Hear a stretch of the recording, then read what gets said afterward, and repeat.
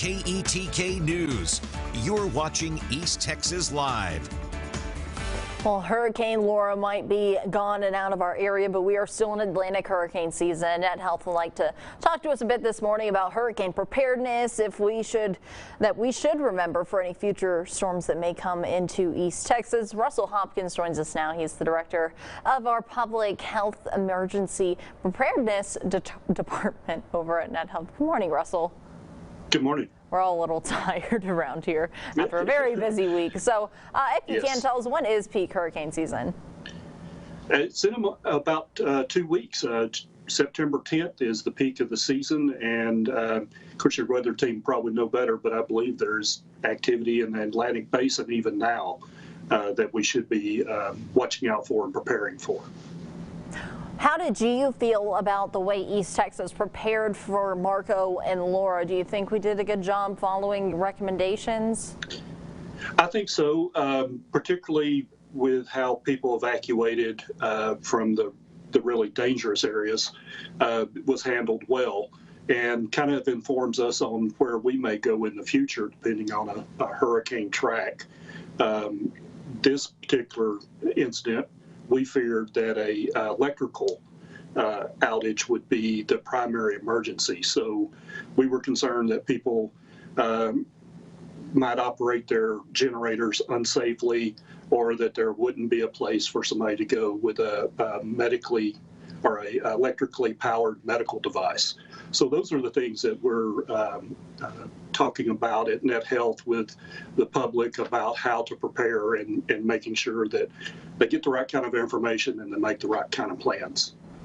For sure. I used to live in South Florida for a few years, so I've been through my fair share of hurricanes, but the way you kind of prepare in Texas, specifically East Texas, is a bit different than you would in the peninsula. Are there any updated recommendations we should know about? Sure.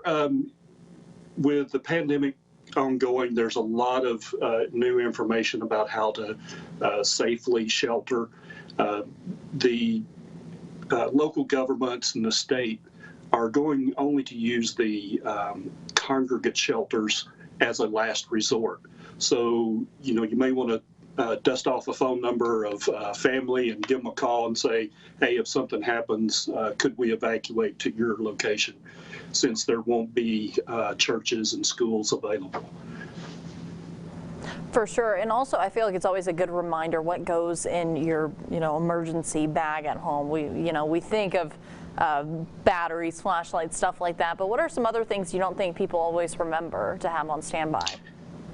Well, now in particular, sanitation wipes, hand sanitizer, mask, those things are going to be very important. But we always are recommending that there's food, water, medications, and important papers as part of your preparedness kit. Cool. And then as far as pets, that's kind of a question I've seen a couple of times. Some people just left their pets behind as they were evacuating, trying to get out of those in Beaumont and places like that. We're just trying to get out as fast as possible. Do emergency shelters typically allow you to bring your pets? Should you have arrangements? So locally, we plan on sheltering their pets at a different location.